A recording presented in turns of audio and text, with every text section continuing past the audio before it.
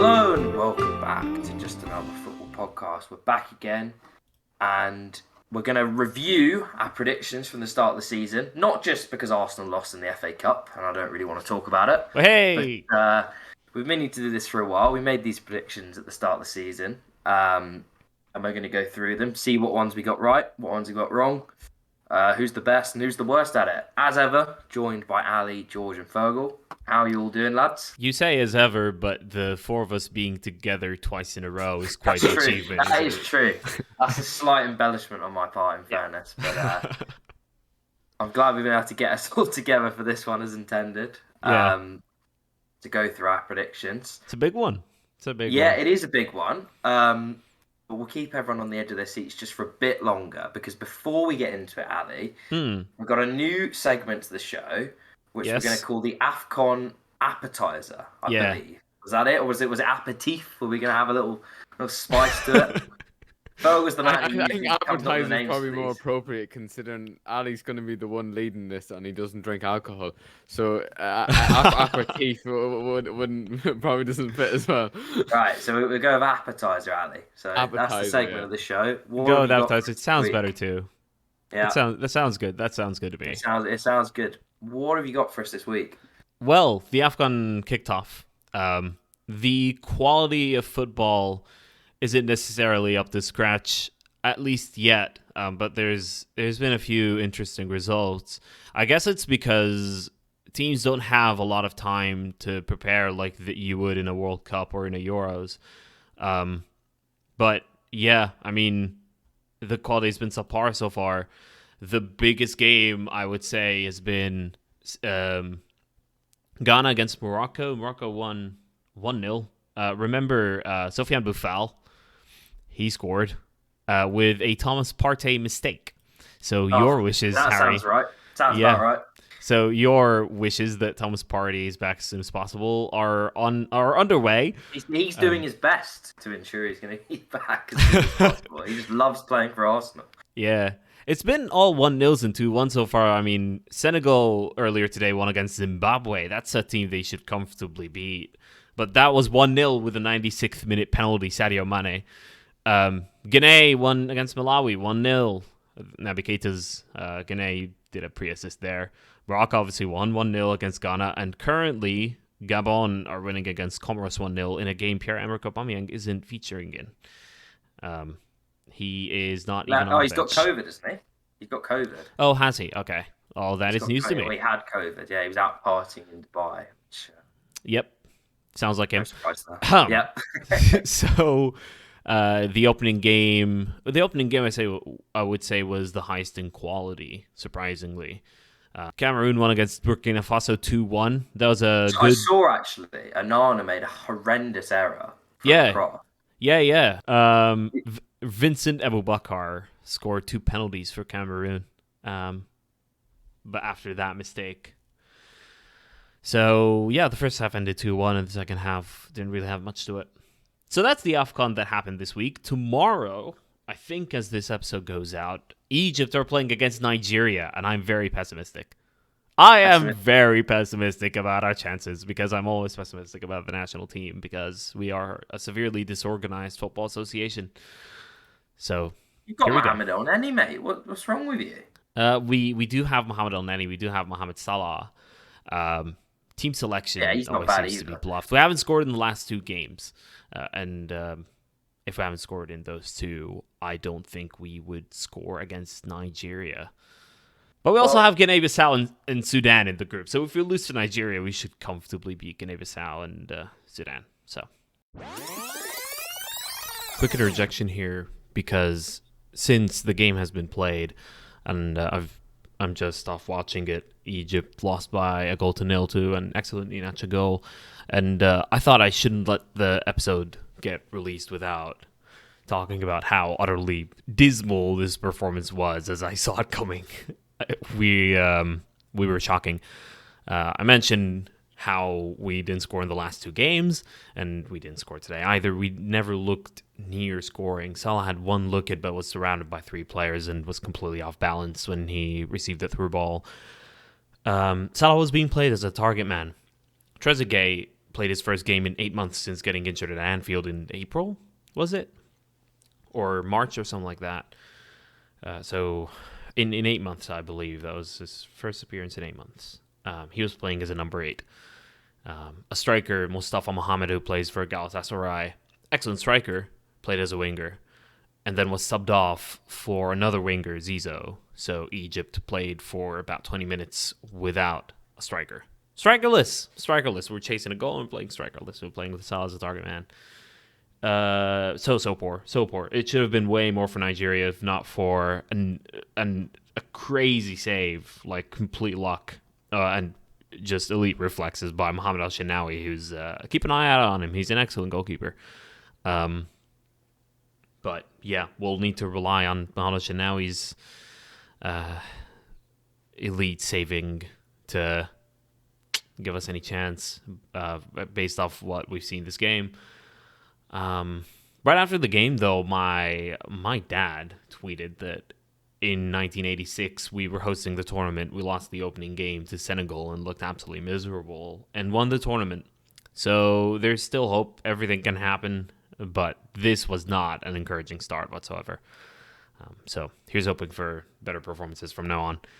But yeah, just thought I shouldn't let the episode get released without talking about that, venting a little bit. And I'm sure we'll talk about Egypt even more. There will be another game played ahead of next week. That will be against Guinea-Bissau, and then when the episode is released, on the day the episode is released, next episode, the 19th, we will play Sudan in the last game. No excuse not to qualify with the quality that we have, but we are not favorites in any way for this tournament. Just to let you know. All right, enjoy the rest of the episode. We'll get through the groups. Pessimistic, Ali. Is Sudan like a rival, Ali? Or No, is that like not at all? Because you're obviously bordering, but no, we're not. Because Sudan are just so much worse in quality that it doesn't really matter. And so to ask about Egypt specifically, then who would they be lined up to potentially play if they come through the groups? Like which group are they, or is it all redrawn? It's a 24-team tournament, so it all depends on who's third and who's second, and just like the Euros. Right? It's like the Euros, so it's hard to say. It's just way too complicated now. Yeah. Exactly. Like if we go through it now, then like we wouldn't finish talking about it. Yeah, it's premature to ask you that. I'll wait till the end of the group. Yep. Just a quick word before we move on the coverage of the event, because I happened to tune in to Sky Sports earlier, and I wasn't impressed with what I saw. It was essentially just, there was no analysis or anything. It was just a main feed provided, basically just footage of the game. It wasn't much better quality than something you'd see on like a YouTube video. It was pretty poor, to be honest. Was the coverage you received similar to that, Ali? And sort of, what are your thoughts on that?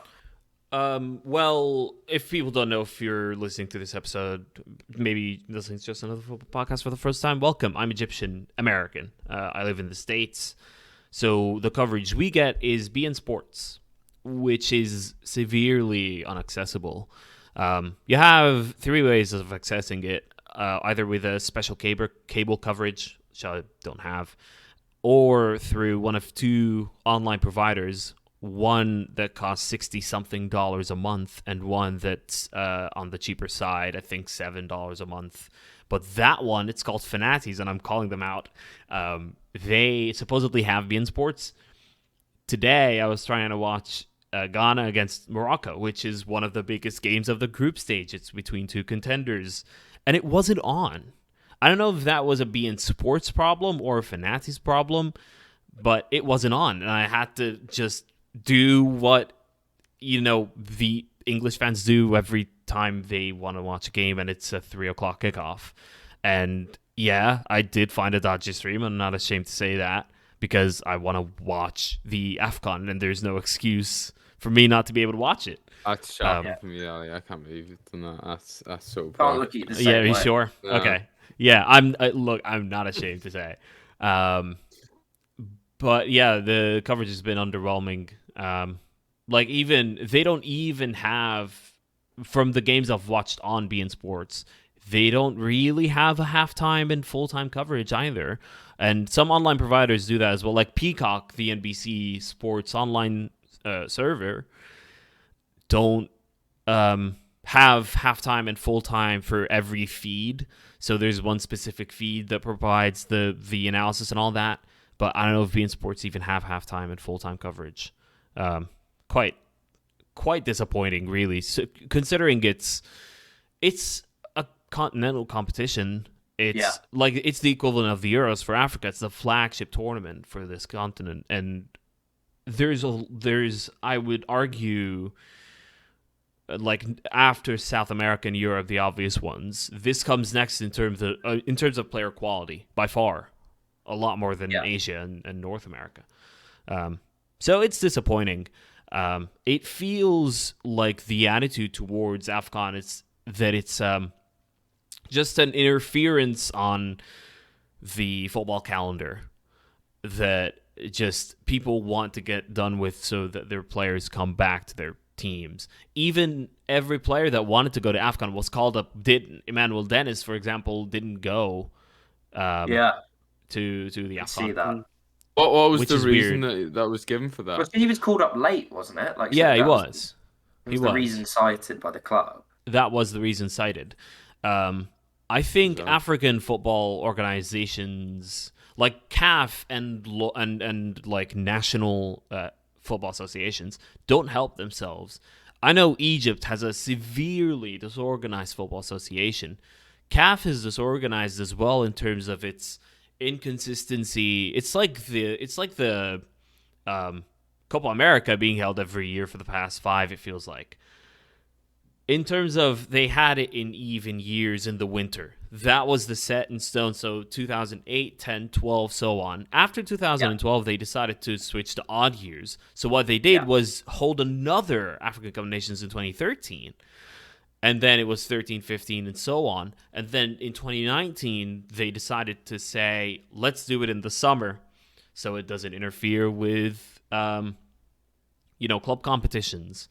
And it has more coverage and all that, which I assume was the reasoning. It was held in Egypt, which isn't the worst African country, temperature-wise at least, in the world. And it's a very dry country, so there isn't a lot of rain like in other African nations in the summer. But that severely limits the number of countries that can host in the summer. You can basically have it in Egypt and any of the North African countries, or you can have it in South Africa, and that's about it. So they didn't really help themselves in that regard. I don't think the PR, the commercial aspect, the advertising for it is nowhere near enough. I mean, I must say I've been to Morocco in August, and I would not want to play football in that in 40 degree. So, but it's not the worst of the African country. Like imagine playing like in Central African Republic in the summer. Like that wouldn't be a viable option. Nigeria. It'd actually be a health risk. Like genuinely. No, well, absolutely. Water breaks every 2 minutes. Yeah. Yeah. They've all got like a little like water pack on them. Running about. I guess the argument there is to be like, well, these African players are playing in their home nation, so they're quite used to hot weather in the summer, and some leagues carry on in the summer. The Egyptian league has seen so many changes like you wouldn't believe even before COVID. And like they divided up into groups. I think it's groups of 3 now, but like the schedule changes every single year. It's bizarre. So we've had when is it usually played, Ali? The Egyptian league. I can't even tell you. I don't know what to tell you. I can't even, because like there's been years where it ends in July and then starts back up in August. There's been years when it ends in September and starts back up in October. So I don't know. Oh, okay. Wow. Yeah, it's bad. It's very bad. We'll have more coverage of the AFCON. Yes. In the coming weeks. We'll make it a consistent segment on the show. We'll hear more from Ali as it progresses. The Afghan appetizer. Absolutely, Afghan appetizer. Love the naming. Well, you can thank Vogel for that. Yep. Thank you, Vogel. Moving on to the next segment, obviously, which is our predictions. We're going to revisit them. Now, the way we're going to structure this is we're going to go through the current table, look at where teams are, and compare that to our predictions at the start of the season, and then obviously forecast to the end of the season.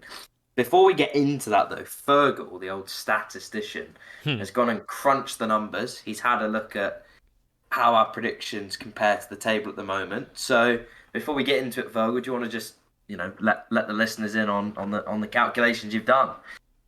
Yeah, so I've worked out the difference in each position. So, for example, Harry put Liverpool coming third, and in their actual position is second. So the difference is 1. So his total. I'll go from the bottom to the top. So I'm at the bottom. My total difference is 77, with an average of 3.85 difference in position per team. Ali's slightly ahead of me on 76 as a total, and an average of 3.8 difference in position. Then George is in second with 68 total difference, and 3.4 average difference. And then the man, the legend, Harry, has gone and gotten himself 60. The impressive thing is that he's got Southampton spot on and Brentford spot on, which, the mid-table sides are the most... Pretty tricky, yeah. Yeah, really, really tricky. And you've got a total of 60 difference, with an average of being 3 positions off on the dot. So yeah, that's the roundup. So I'm hoping for some big movers in the next 6 months. Yeah, that's a league next to the fantasy league. There's too much competition. I was going to say, given my dismal performance in the fantasy league, it's good to have made up for it in these predictions. Did it not completely reversed? Well, oh no, Ali might have taken the lead now on fantasy, but it's effectively like the opposite. I know me and George are scraping the barrel. I don't know. So what we're saying is, within real life, genuine actual things, me and Harry know our stuff. Yeah, exactly. Or you could say on a one-off guess you've done better, but on a week-by-week tactical and strategic it's coming at fast though, week by week. All these COVID cases and injuries and stuff. I keep getting stymied. Excuses. Yeah, no, you didn't even know Jared Bowen had a double game week. Come on. Yeah, you're not wrong. I did confess to that in the last episode. Yes, sir. Let's get into these now. We'll give some more attention than others of the guys we've predicted and where that kind of compares to. So starting from the bottom, so Norwich are 20th. I predicted them 19th, and then you guys all predicted them 17th, which really surprises me. I thought that one. Transfer window was promising. That's all there is to it. Like, I thought they would have enough quality now to survive. They have a lot of players I like. Ida, Gilmore, Delhi.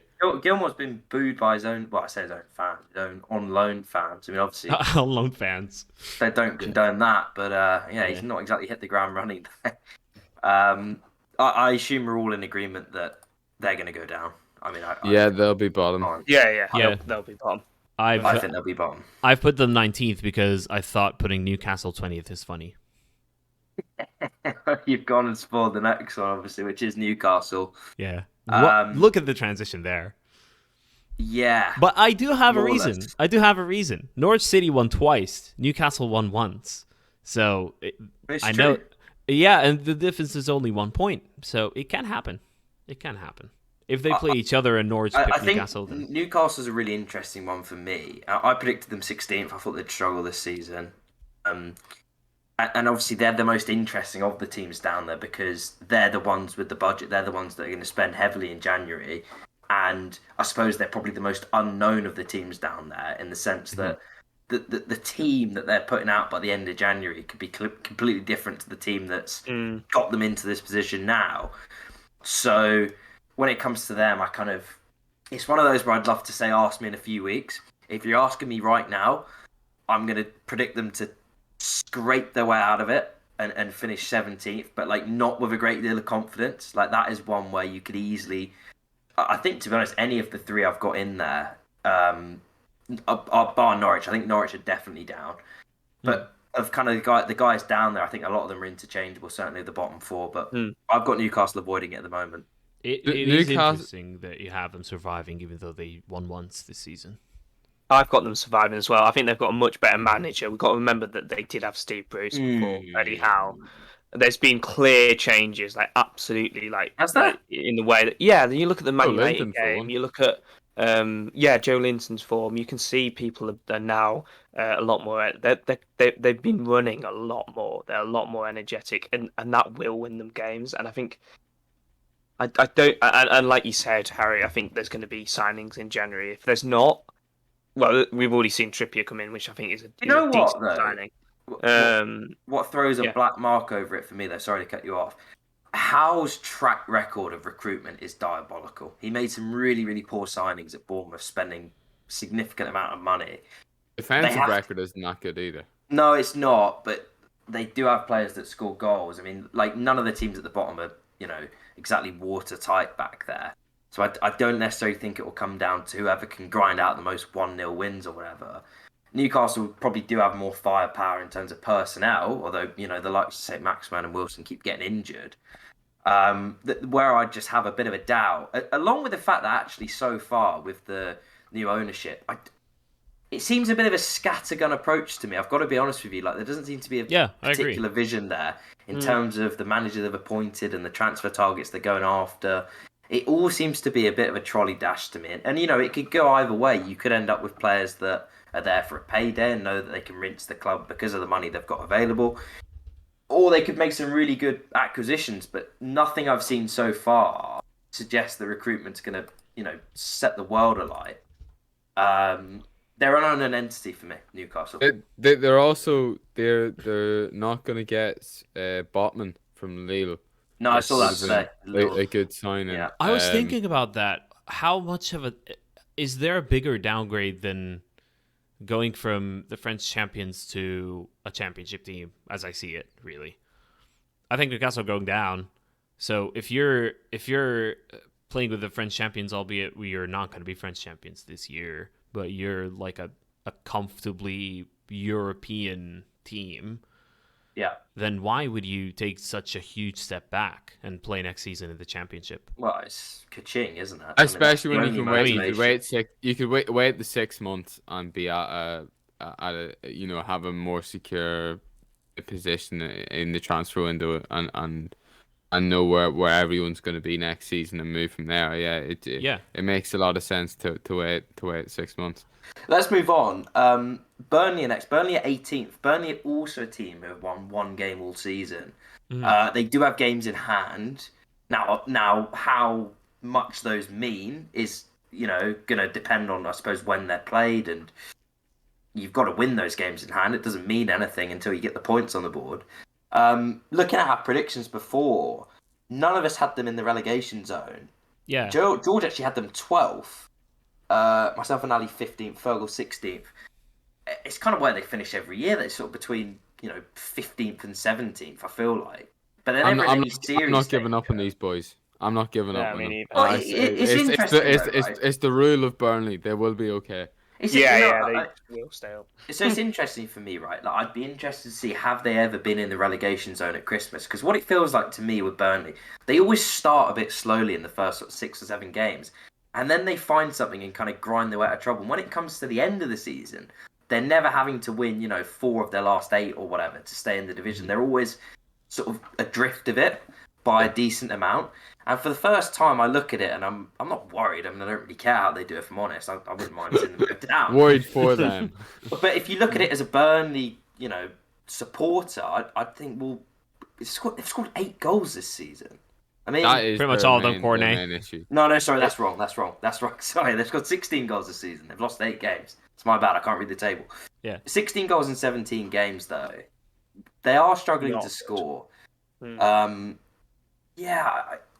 I think if Newcastle flop, I think Burnley will be the ones to get out of it. For me, out of the other teams down there, I think they'll be the ones to profit. I don't know about you guys, but I think they've just got been solid. 18th since game week 7, October 2nd. Yeah. They will The remain thing with 18th. Burnley, yeah, the thing with Burnley though is I don't know that for me they pass the eye test. Like when I watch them, I'm actually fairly impressed with the way they play. So I just there's something about them that I can't see them getting relegated. They need and a also goal scorer. Yeah, It's interesting you say that though. Chris Wood has been linked with Newcastle as a potential signing for them. I mean, he's not exactly full of goals, but you'd be strengthening a rival and making yourselves weaker, no doubt. Yeah. It depends. Chris Wood, I think he is decent, but I don't know if he's like he's gonna absolutely guarantee Newcastle going up. And if you are able to get a load of money for them, for Wood, and you have the player in mind that you're gonna go get, like, I don't know, hasn't Diaz been linked to a lot of Brennan Diaz been linked to a lot of Premier League clubs? So I don't know, perhaps him. Ben Burt, yeah. But you know, or someone like that, so a good championship striker. Yeah. Or something else. But well, it will be a championship striker if it's Burnley. Yeah. More than likely. Yeah, either that or Jermaine Defoe. I'd be my two guesses. The interesting thing about Burnley is that they are 4.5 expected points adrift from where they actually are. So now they're on 11 points. They should be on 16 then. 15.5 according to Understat. And I think the eye test matches that. Yeah, 100%. 100%. This is a rarity. Yeah, I mean, although it's interesting. I wouldn't be confident about their ability to just magically regain the ability to score goals, to be honest. No, it's a big issue. I mean, I think with Burnley, like, I don't think they're one of the 3 worst teams in the league, but they've put themselves also really in a sort of a difficult position. Having one win halfway through the season is a pretty tough spot to come back from. Moving on to Watford. Most interesting question with Watford for me is how many managers will they have had by the end of the season? One more after this one, in my opinion. 2 more. I reckon they're going to hit that. Ranieri's on the precipice. I saw. It's being reported in the Daily Mail before they lost to Spurs that players have seemingly lost faith. He's lost in 5 it. in a row. Yeah, but I mean, in fairness to him, they've had a really, really difficult run of games since he came in. I think they've played all of the top 6. Lads, we're forgetting he's got a trick up his sleeve. He can't take them for pizza, and that's a guaranteed 3 points after that. Yeah, I mean, he probably took them for pizza after they beat Man United, and they were impressive in that game. That's true, yeah. It's probably already used up. I've not seen a lot from Watford. I think Emmanuel Dennis has been really good. I think he's probably been one of the signings of the season. Yeah. Josh King's a handful, and Ismaila Sarr's been injured. So when they get those 3 fit, it's a decent front 3. I think it's probably the best front 3 of a lot of the teams down there when everyone's fit. Yeah. But their squad's threadbare. They've had a lot of injuries over this period, over Christmas. Their defenders are really poor. I think they've got the worst defence in the league. They haven't kept a single clean sheet this season. They're not getting better, I think, is the difficulty, I think, when it comes to Watford is I think they're going to just continue. They've lost the most games in the league. I think they're down. I struggle to see them getting out of it. I don't think they've got the depth. And that tallies with what we all predicted, actually. I haven't gone down yet. You guys had them 19th, Phil had them 20th. Yeah. I have them 17th because I think Newcastle, Burnley, and Norwich are the ones that are going to go down. Well, Newcastle 20th, Norwich 19th. You think it will be Watford and not Burnley who survive if Newcastle go down? Watford can actually win games. They won 4. Burnley cannot win games. True. They won 1. It's true. They've lost the most games, but they have also won as many games as the 3 teams Berlin put together. Yeah. So it's a good point you make there. Let's move along quick because we've got to thump through some of these. This next one's really interesting. Leeds 17th. I predicted them 11th. George. Leeds are 16th. Sorry. Are they? Leeds are 16th at the moment. Sorry, Watford 17th. Leeds 16th. Yes. My bad. That was pretty poor for me. I predicted them 11th. I predicted them 8th. 15th. Yeah, Ali, you and Fergal predicted them 7th and 8th, respectively. What's gone on there, lads? Injuries. Yep.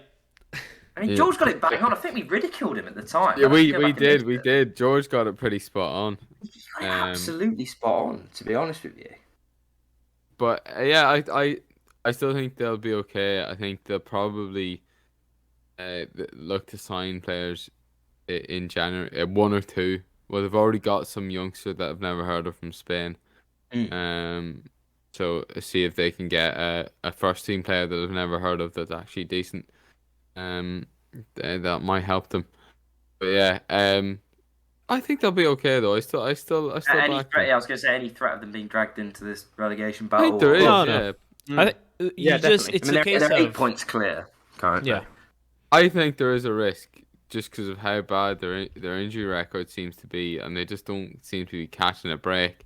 They're not playing as well as they were, and then the teams below them, like Newcastle, could jump ahead of them if they go the right way about it. So I think there is a risk, but I think that they should avoid it. I've actually got them to get relegated over Burnley and Newcastle. Now, I mean Watford will go down. The reason why is I think their squad is a lot worse than I predicted at the first. You said it was poor at the start. yeah. So it's even worse if they don't look to be straight. KOL in nowhere. Yeah. He's coming in and just slammed it down again. I haven't seen many links in winter. I'm not impressed by the signing of Daniel James. I've never been impressed by Daniel James, to be honest. I just don't think they've got a good squad, and I think that's showing. Yes, the injuries are frustrating and obviously going to make it a lot worse. But that's playing into the squad depth thing, which I said before. Anyway, their first 11 is okay. After that, they're in real problems. They're in real, they're in the relegation zone. Yeah, I mean, I think they'll be all right, just simply because they're 8 points clear. Like, do I see Burnley or Watford? So, do I see Burnley getting 8 more points than them over the rest of the season, or Watford getting 6 more points? Probably not. No. So, I think just by virtue of the advantage they've got to this point in terms of points, I don't see them getting dragged into it. Having said that, you're absolutely right about the concerns of their squad. It's too small. I know Bielsa likes a small squad, but you've seen it this season with the COVID stuff, with a few injuries. It then becomes one of the poorest teams in the league. I mean, I think they had a 15-year-old with the travelling party to Spurs. Yeah, that's just not right. You can't have a squad that thin. So, I think they'll end up all right, but yeah, not great, and not great from us and our predictions. To be fair, with the exception of George. Yep. Let's move on. Everton. Wow, Everton. Now, Ali, hold on a minute before you get too excited, young man. I just want to remind you, Ali, that you predicted them 9th and above Arsenal in the table at the start of the season. That was bad. That was bad. Their one win in what seems like forever was against Arsenal. However, apart from that, it's been pretty diabolical. What do you have to say about it? What I have to say about it is that Everton are bad and Arsenal hugely improved. So that's why there's a big difference between them. Everton have even exceeded my expectations of how bad they would be. If you remember at the start of, or before the start of the season, what I was saying is they will finish somewhere between 8th and 12th, wherever that is make your pick, because that's where they seem to finish every time. They're even worse. They'll finish worse than that. Yes, I do. I think they will finish 16th, and that's where they are right now. Which is where they are right now. They're 15th now. I think they'll finish one below. I keep getting these wrong. I've just realized it's because the spreadsheet's one up. I'm making an absolute fool of myself here. I've labeled the positions clearly. Time. Go on. I know. No, it's because I'm looking at Fergal's one. Sorry, my bad. Yeah, there you go. So yes, I have them 16th, but they could finish even lower. Because who knows with Everton? I don't massively disagree with it. I expect them to get a bit better just because I think Calvert-Lewin's a good striker. They've had quite a lot of injuries. I don't think they're going to get worse. I think Rafa's going to get sacked soon. I can't see how that remains. He's one more bad result away from getting the sack, I think. Interesting. And it was always going to be that way in terms of the relationship between him and the Everton fans, given his prior connection to Liverpool.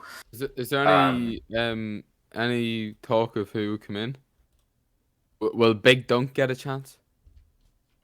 Again? I mean, he done well the last time. He did do well the last time as the interim manager. He beat Chelsea, didn't he?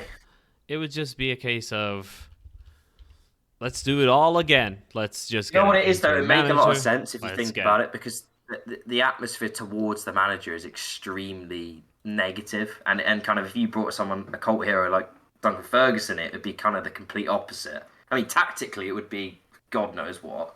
It's called the Frank Lampard. Yeah, I mean, to a certain extent.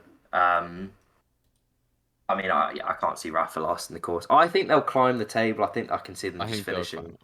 I think they'll finish sort of 10th, maybe 11th. They've brought in 2 fullbacks, haven't they? Yeah, they brought in the left back, young Ukrainian, and then they brought in the Scottish guy, who got a couple of appearances at the Euros, Patterson. Yeah, that's but right. I don't think he's overly experienced.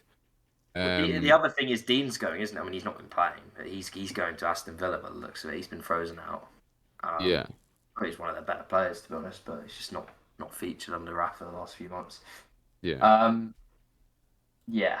I mean, they're pretty poor. Not much more to say on Everton. Let's move on. Southampton. I don't know if a lot needs to be said here. They're 14th, which is exactly what I predicted them. As Fergal said, I got that one bang on. However, a couple of you did predict them to get relegated. George and Alex. The two you did? Wow. Yeah, I mean... Yeah, what did I put them in the third, wasn't it? I put them rock bottom. Yeah. Yeah, I think I think this is a Fergal situation for me, because I like the manager, and I like the way they play. I saw other teams strengthening without Southampton really adding much quality and taking a lot of risks with players like Livramento. But they've clearly done well in the acquisitions they've made. Sort of Adam Armstrong as well. Sort of what I thought were championship signings that could have the potential to be Premier League, and that's why I predicted them sort of at that just relegated spot. Clearly, I was very wrong. They've been good. I don't think they'll go down. I don't think they're going to light up the world. I think 15th to 17th is probably where they're going to stay. I think that's fair enough. But for them, I think they'll be happy enough with that. And they've got a good few young players just staying in the Premier League, giving them a year of experience, and then potentially looking to improve on next season. But I think they'll be... I can't imagine too many Southampton fans being really disappointed after losing Ings in the summer and stuff like that. It's hard to replace that. Yeah, what? Go on, Ali. No, you go first. Well, all I was going to say with Southampton, obviously, the thing that stands out to me most is they probably more than anyone else, bar Leeds, I'd say, of the teams in the bottom half, they have a really, really defined way of playing, which is this super high press. Now, it's awkward at times, but they're not Liverpool or Man City at doing it. So they get the odd hiding, and they've been beaten 9-0, obviously, a couple of times. However, it does mean that they can get results against some of the poorer teams, a bit like Leeds last season, actually, who won a lot of their games just because of their style of play. I don't think they're anything special, Southampton, but I think they've done more than enough to stay up, and they're where I would expect them to be, if I'm honest. There are two variables that we didn't know about at the start of the season. Armando Broja and Tino Livramento. Yeah, he's good. Especially really good. Especially Livramento, and Broja's popped up with a few fabulous goals. Kind of instinctive and half chances kind of goals. These two have a big future. The reason why I'd put them in 20th is because of their transfer window activity. It was severely underwhelming, and I just thought they'll be off to a terrible start. The scenario that was in my head is that Ralph, not Ralph, Hasenhüttl is his first name, Ralph? Ralph Hasenhüttl. I thought he was gonna reach the end of his time at Southampton, and then they'll hire someone. But not in time enough to turn things around. That was the kind of the picture in my head. I was clearly wrong. They're pretty much where they're supposed to be in terms of expected points. And yeah, they're just steady. They draw a lot of games, which is important rather than losing. They've only lost 6. Which is as many as West Ham. So yeah, they're good. They're all right. Like they're steady. They're solid. Not a lot more to be said, really.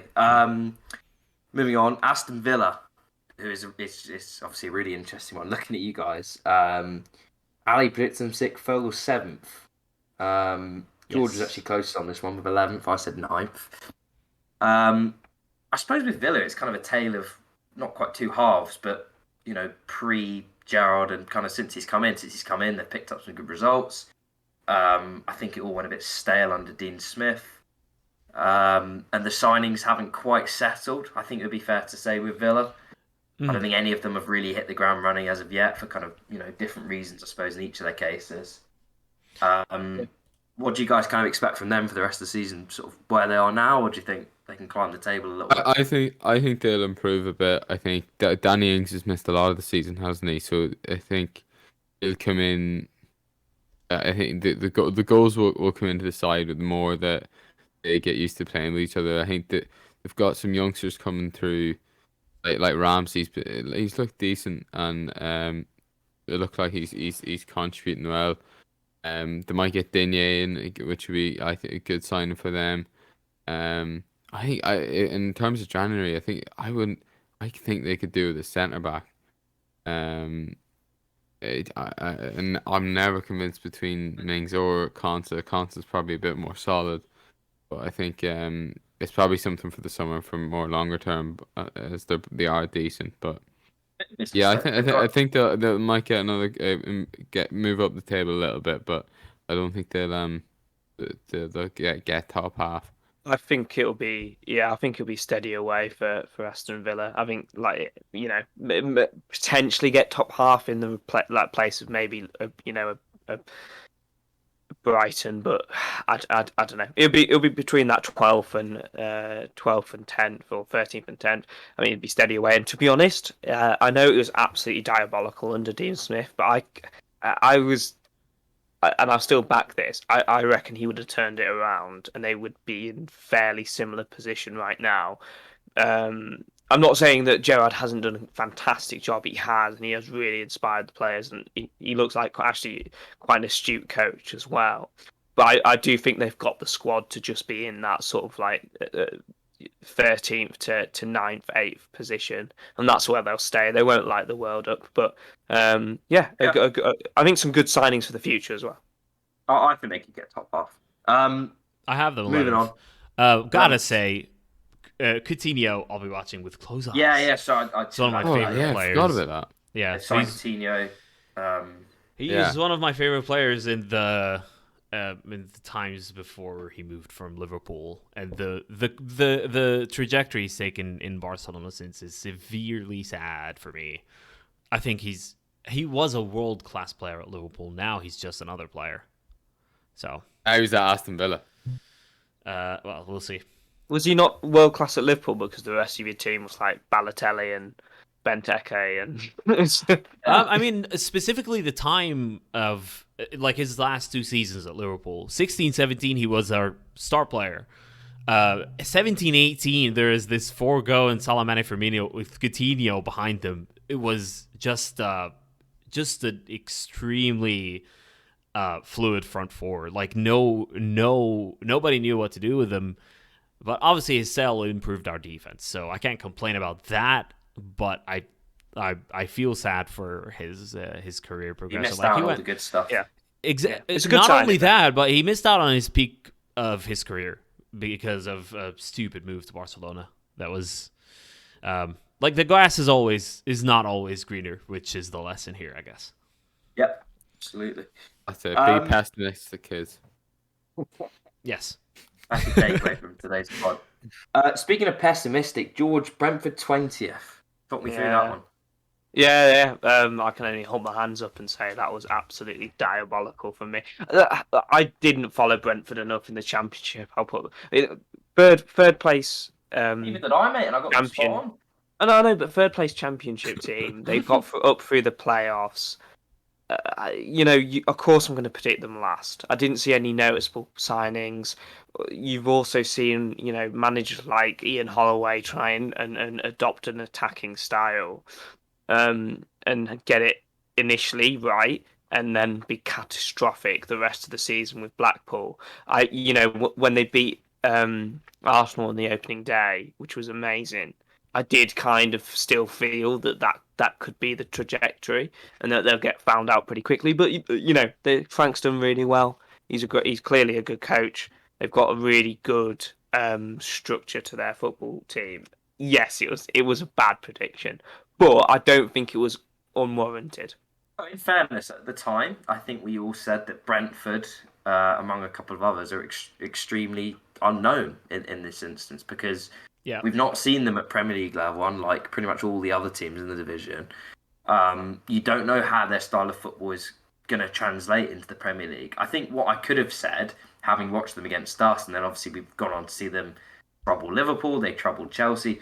They're an awkward opponent. When everyone's fit and firing, and this, I suppose, has been their issues, they've had a few injuries, and it's kind of derailed them a little bit.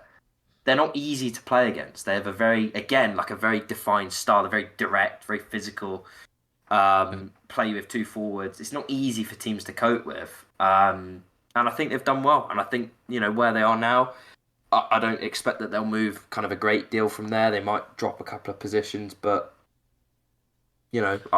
I said I predicted them 12th. I mean, they've probably surpassed my expectations even in that. They've been really solid. It'd be good if they could try and get more out of Ivan Toney. Yeah, he's only got 4 goals or 5 goals. Yeah, and he can see the quality. So it'd be just if they can sort of unlock him more, maybe they could do a purchase of an attacking player sort of that could help him out a bit more. Brentford, he's a focal point for them. Brentford are 8th, but he could be the finisher, in my opinion. Sorry, Ali, we cut you off. No problem. But this is really important. Brentford are 8th on expected points. I don't know if you knew that. I think a big reason of it is because Ivan Toney hasn't been scoring enough. That they aren't getting the points they're supposed to get. Maybe it's because he is. Hold on, isn't it Mbeumo that's the issue? I swear Mbeumo. He's only got a couple of goals, isn't he? Yeah. I swear he's well under his expected goals. Yeah. He's not scored many. I feel like Tony has it. Yeah, but it's also like I think they get some good XG from their set piece routines that they end up sort of getting good shots away and stuff.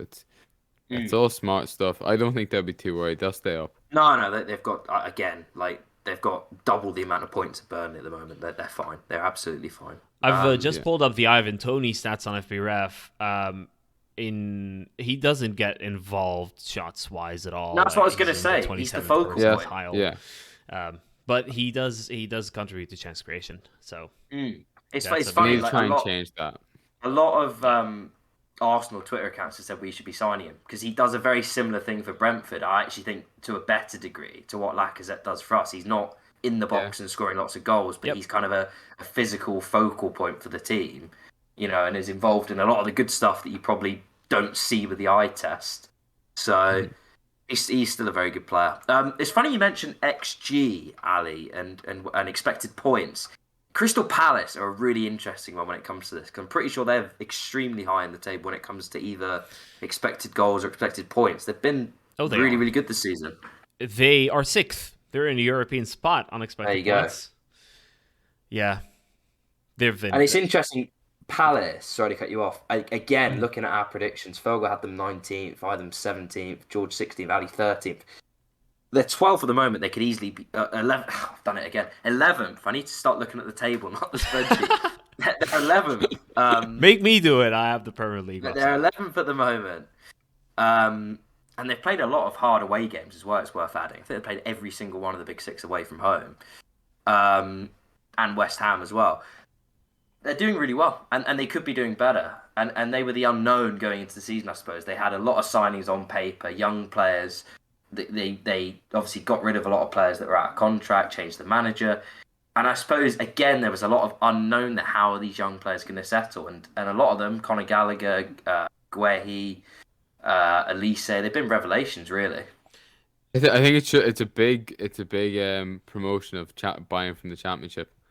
Conor Gallagher, obviously, he had a spell at West Brom in the Premier League, but he'd sort of been done really well in the Championship beforehand. He came straight from the Championship, and Elise straight from the Championship. Elise hasn't. I don't think he's got too many starts, a lot of off the bench, but he's looked good. And then they've got Eze to come back as well. Yeah, he's just sort of getting back in. It's really impressive, and it's annoying because I looked at them at the start of the season. I was like, they're making all the right noises, but I just had a gut feeling that it's too much change. You never win anything with kids, and it's all these little cliches that a lot of the time often prove true, but they've just got it absolutely spot on. And Vieira's done well as well. I wasn't sure on what Vieira would be like, but he's evidently done really, really well. And yeah, the recruitment's been really good though. Gurhi's, what is he? Ali, you might know the stat. Is he top percentage in ground duels in the top 5 leagues, as far as I'm aware? He's number 1 at that, I'm pretty sure. Cool. You want to be having a look at that, Ali? I can. We can move on. We can move on while he has a look. Leicester are 10th. They're an interesting one because I think we all had them in the top 5, top 6. Ought to be same again. Yeah, I thought they'd continue on, and it seems to just be gone a bit stale for them a bit. Their recruitment looked good on paper as well, like Daka and Sumar. I thought they'd be good signings. I mean, and they still can be. Don't get me wrong, but yeah, it's almost like Rodgers has maybe hit a bit of a glass ceiling at Leicester. I think it might be the players. I think the players have clearly just dropped off in their performance. Maddison for one, like you going into the season, like I don't think you can blame a manager for that much of a drop in performance. And like he's only starting to click into gear now. And then Vardy's hasn't been or wasn't as good either, was he? Injured as well. He's out for it. I think 8 weeks now. Yeah, and then their centre back options. They lost a few. Fofana got cropped in pre-season against Villa. Yeah. Fofana's a massive miss for them. Yeah. So they had a lot going wrong, and then a lot of players that just seem to I don't know, like the performances just dropped off considerably. A few players being played out of position because of injuries. It's not been a great season. Bit unlucky. Bit down to themselves not being good enough. A good bit of that is that. That's the thing, though. The interesting thing for me is this season actually an underperformance, or have they just really overperformed in the 2 seasons previously? It's hard to I think. Do you think this is their true level then? Yeah, I do. When I look at it, right, and it's no disrespect to Leicester at all, but they've finished above us the 2 seasons previous to this. I look at that and think that shouldn't be happening. I know they've done business better than us and they built a good squad, but given the relative budgets that both teams are working on, it shouldn't happen. And so if I'm looking at that, they're 10th in the league. They're a very solid team. Okay, it's not been as good this year as it's been the previous 2 years, but there's nothing to panic about. I don't think they should be sacking the manager or anything. I think they're maybe not top 4. I always felt top 4 was just out of their reach. I do think they're a lot better than this. Couldn't quite do it. Yeah, and I think it's one losing out for Fofana, a couple of midfielders as well, and then Jamie Vardy not being the almost world-class striker that he usually is. He's 35 now. This is it, and they tried to get Iheanacho in a few years ago now so that he could be the next in line, and he's been good in spells, but he's nowhere near as good as Vardy is, and so now the hope is Daka will be that. So it'll be interesting to see how that goes, but yeah, I think they're this team, whenever everyone's fit, the squad's 5th or 6th. I think it is good enough to do that. Yeah. I disagree. I don't think so. I think they've overperformed, and more importantly, or more notably, I think teams like Chelsea and Arsenal underperformed to make them look better. Tottenham, especially, as well in recent years. I think the traditional big six are still all on paper better squads than Leicester. And I think sort of the seventh to 10th is where they'll probably sit for the next couple years, next 5-10 years. Maybe sometimes break into Europe. You get the shock one like West Ham as well, but I don't see them competing for top four as a viable like long term future. I think they've overperformed, they've done well, but they're burdened by their past, their recent history in the way that they've got added expectations when they shouldn't have. Fun fact about Leicester is that they are 15th on expected points.